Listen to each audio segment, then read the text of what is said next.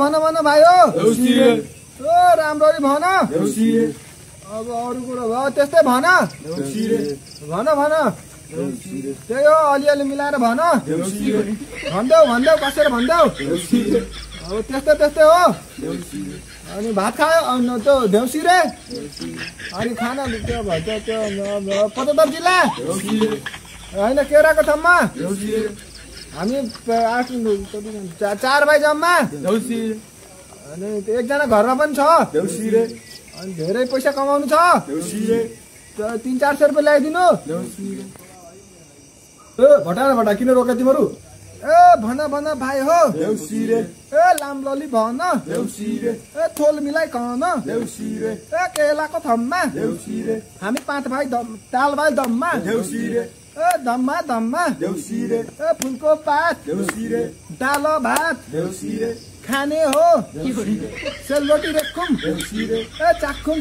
देउसी रे ए सेलरोटी ताखुम देउसी रे ए राम्ररी चाखुम देउसी रे अनि त्यो के भन्छ त्यसमा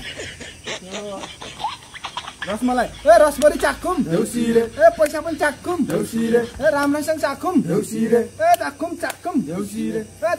चाखुम देउसी रे ए 75 दिल्ला देउसी रे ए दानु थ देउसी रे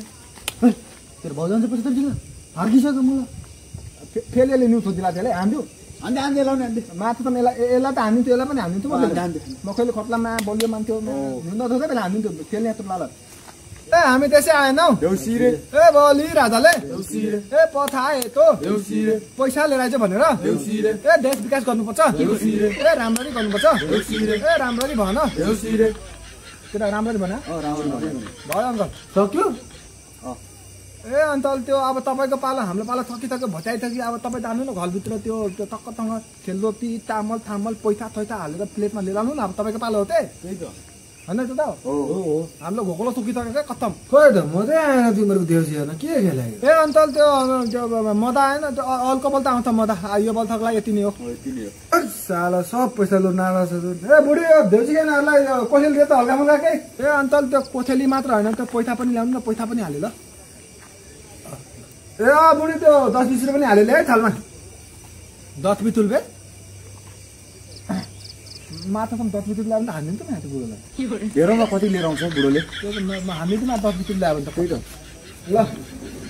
यहाँ राखेँ ओइ पैसा कति छ पैसा हेर त